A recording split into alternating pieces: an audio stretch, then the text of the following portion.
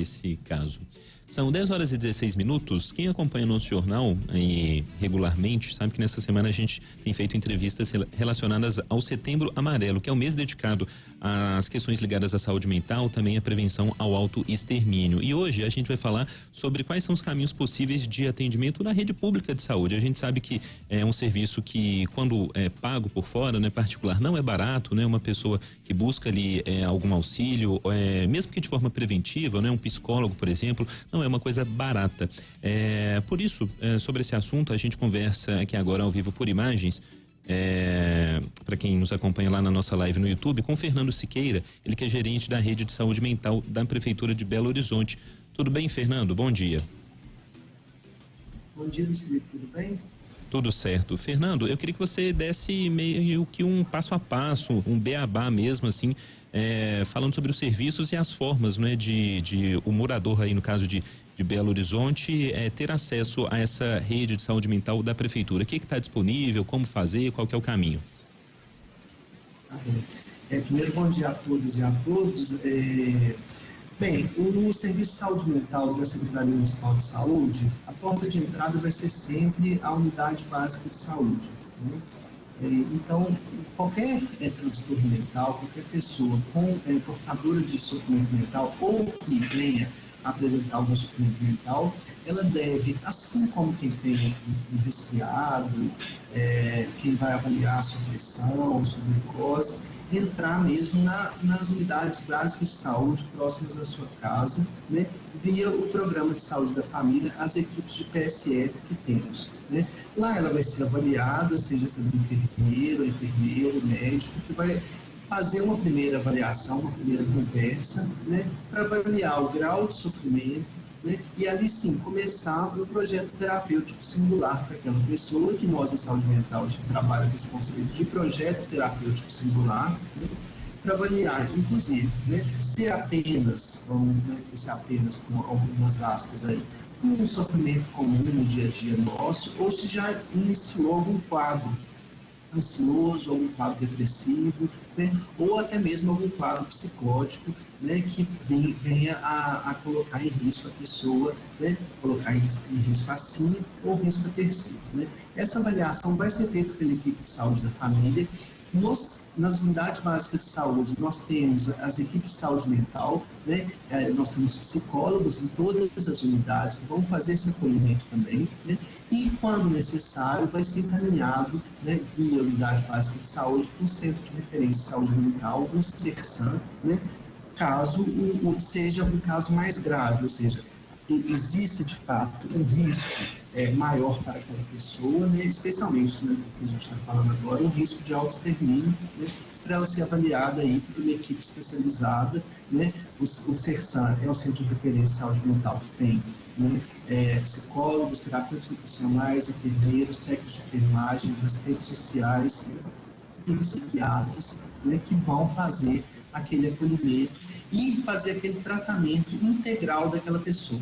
Se a pessoa estiver em grande risco, ela pode ficar, inclusive, dia e noite no CERSAM, que a gente chama de permanência de hospitalidade noturna, né, para uma avaliação próxima, e essa avaliação de risco, até que aquela ideação suicida, aquele planejamento suicida, ele possa estar arrefecido e a pessoa possa voltar para sua casa, cujo risco seja menor ou que ele não exista. Então, nós temos aí na Prefeitura uma ampla oferta de cuidado para aquele paciente que necessita, aquele usuário que necessita esse cuidado. Fernando, quem fala é Murilo. A minha pergunta é o seguinte: a gente sabe, quando a gente fala de serviço público, né, essa equação é sempre difícil de fechar, a questão da procura e da oferta, né? E quando essa questão da saúde mental, às vezes é até difícil mensurar aí, né, o tamanho do sofrimento, por ser extremamente subjetivo, e às vezes a pessoa precisa ali de um amparo imediato e não consegue, né? Eu queria que você falasse hoje como está essa relação aí de procura e de oferta, e tanto, né, principalmente no CERSAM, né? E outra coisa, se a pessoa pode ir direto no CERSAM ou não, se ela tem que passar por essa triagem numa unidade anterior, saúde. Tá. Respondendo agora a pergunta a última pergunta, não, a pessoa pode sim, o Sersan trabalha com demanda espontânea.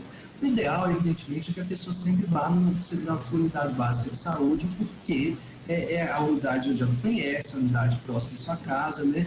Mas, se houver, né, se for da própria pessoa aquele sentimento, ou da família, né, que há um quadro que seja um pouco mais importante, que necessite um atendimento mais de urgência, ela pode sim ir ao Sersan, que a gente tem porta aberta, né? Mas é igual, como nas UPAs, a gente tem que ter um certo cuidado, né, do que vai ser caracterizado de urgência ou não, né, porque a procura das UPAs vai acabar ficando cheia a UPA e a unidade básica vazia, sendo que a unidade básica deveria dar conta daqueles casos. Bem, a gente tem no Sersans, né, a possibilidade de acolhimento de todos os usuários, né? E o que acontece, na verdade, como no Sersan vai se priorizar os casos de urgência, de crises, de agitações ou de casos onde você tem uma evidência maior de risco, né? Quando chega a alguns casos que a gente chama de transtorno mental comum, né? Ansiedades, depressões leves ou moderadas, quadros que são tratados ambulatorialmente, né? Evidentemente, esses quadros vão ficando para serem avaliados depois, né? Então, os quadros de maior gravidade, quadros de esquizofrenia, de bipolaridade, de surtos psicóticos e de risco de autoextermínio importante, eles vão sendo avaliados prioritariamente. E os quadros de transtorno mental comum que deveriam estar no centro de saúde, que muitas vezes chegam a ser SANS, de fato, vão ficar em atendimento secundário ali naquela unidade, né? Porque a gente vai avaliar a necessidade de cuidado daquela pessoa que está em risco maior, né? Mas o Sersan recebe sim esse acolhimento. O Sersans não tem número mínimo de usuários para serem acolhidos em permanência dia, né? Então eu posso, permanência dia é você passar o dia inteiro no serviço e à noite você vai para casa. Seja todos os dias da semana, um dia da semana, 2 dias da semana, de acordo com isso que eu falei, que é o projeto terapêutico singular, né? Nós temos em Belo Horizonte 96 vagas para hospitalidade noturna, sendo que a ocupação dessas vagas gira em torno de 90%, aí no último ano, então a gente ainda tem uma capacidade para acolher à noite os usuários em crise, né, que necessitam. Então, durante o dia, a gente também pode, o Sersan não tem capacidade mínima ou máxima de acolhimento das pessoas que estão sofrendo mental em uma crise, né? Lembrando que o Sersan, né, Centro de Referência Saúde Mental no Belo Horizonte, em outras cidades se chama CAPS, Centro de Atenção Psicossocial, é um lugar para atendimento de urgência, crise e de reabilitação psicossocial. Exatamente. Fernando Siqueira, gerente da Rede de Saúde Mental da Prefeitura de Belo Horizonte, lembrando muito bem, né? CAPS, Centros de Atenção Psicossocial, e aqui em Belo Horizonte, os Sersans. Fernando, é a Luciana falando com você, só para a gente atualizar uma situação, na época da pandemia, né, do auge, muitas unidades físicas que faziam esse atendimento psicossocial, elas foram destinadas a pacientes com Covid-19. Como é que está a situação hoje? Porque houve muita reclamação, né? Muitas pessoas que eram atendidas, né, no que diz respeito à saúde mental, tiveram os atendimentos remarcados ou suspensos, ou ficaram ali meio que sem muita informação. Qual é a situação atual? Essas unidades já estão atendendo novamente, depois aí do surto da Covid, depois dessa pandemia, né? Como é que está a situação?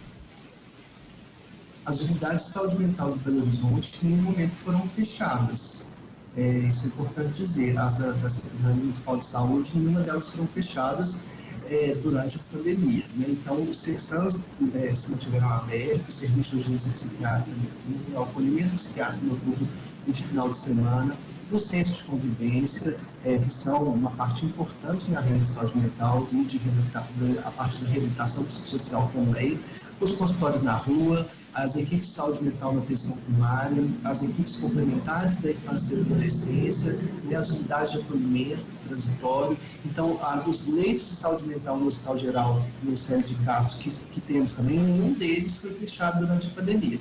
Evidentemente, né, nós trabalhamos no Sersans, especialmente naqueles momentos mais complexos e desconhecidos da pandemia, né, com atendimento, a tentativa de se atender de fato apenas às crises, né? As pessoas estavam ficando em casa, ficaram em casa, né? E a gente optou por fechar, por exemplo, ou diminuir o ambulatório crise, né? Se a pessoa tinha algum sintoma de Covid, a gente tentava não deixar em permanência dia, né? Na saúde mental, na atenção primária também, evidentemente, houve uma redução de atendimentos, porque estavam as pessoas ficando em casa.